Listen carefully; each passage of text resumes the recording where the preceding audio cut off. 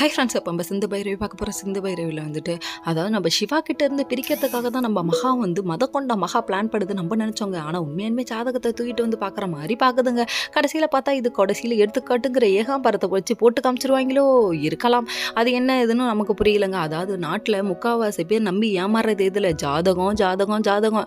அதாவது சில ஃபேமிலியிலலாம் ஜாதகம் மட்டும்தான் லைஃபுங்கிற மாதிரி நிறைய பேர் அதை நம்பி வாழ்கிறாங்க. ஆனால் அதையும் நம்பி ஏமாத்துறவங்க பல பேர் இருக்காங்க. இது புரியாதவங்க நம்ம மகா ஒரு பக்கம் போய் ஜாதகத்தை காமிக்க, அதாவது சிவா விரும்புகிற பொண்ணாலேயே சிவா உயிருக்கு ஆபத்துன்னு ஒரு பக்கம் சொல்ல, எந்த பொண்ணை சொல்கிறீங்க, கல்யாணத்துக்கு முன்னாடியா கல்யாணத்துக்கு பின்னாடியா, அதாவது குத்துமதிப்பா இந்தம்மா கேட்டு வந்து இங்கே ஒரு பக்கம் சிவா விரும்பின பொண்ணாலே சிவாவுக்கு ஆபத்தா, நீ சிவா விட்டு போயிடுன்னு ஒரு பக்கம் சிந்துக்கிட்ட சொல்ல, என்னையே டாக்டரி பிரிக்க திட்டம் போடுறியாடி கிளவி ஓடுறி அப்படின்னு சொல்லிட்டாங்க. இங்கே ஒரு பக்கம் வெரைட்டி அடிக்க அங்கே போயிட்டு அன்னபூர்ணி அம்மாட்ட இந்த பிட்டை போடுது. ஆக மொத்தத்தில் பிட்டு போட்டே காரியத்தை சாதிக்கிறியேம்மா அப்படிங்கிற மாதிரி ஆயிடுச்சு. அங்கே உட்காந்துட்டு ஆறுமுகம் சாப்பிட்டுட்டு இருக்கும் போது கையை சாப்பிட முடியாமல் இருக்கிறத பார்த்தோன்னே சிவா என்னாச்சுன்னு சொல்லி கேட்க, அடிபட்டுருச்சுன்னு சொல்லி சமாளிக்கிறாரு. இதெல்லாம் பார்த்தோன்னே யாருக்கிட்டையும் எதுவும் சொல்லக்கூடாது நீ நினைக்கிறேன்னு சொல்லிட்டு பைரவி மனசில் கொஞ்சம் கூட ஈரமே வரலையா.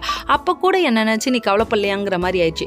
கவலைப்படாமல் அங்கே ஒரு பக்கம் ஆயின்மெண்ட்டை கொண்டு போய் வைக்க, இது க்ரீமு, அதுவும் யார் என் பொண்டாட்டி போடுற க்ரீமுன்னு கொண்டு வந்து கொடுக்க, அது ஆயின்மெண்ட்ரா வெண்ணெய் உத்துப்பாடுறா கண்ணை அப்படிங்கிற மாதிரி ஆயிடுச்சு. அதுக்கப்புறம் எடுத்து பார்த்துட்டு இங்கே வந்துட்டு ஆஹா என் பொண்டாட்டி என் மேலே எவ்வளோ பாசமாக இருக்கான்னு நினச்சிக்கிறாரு.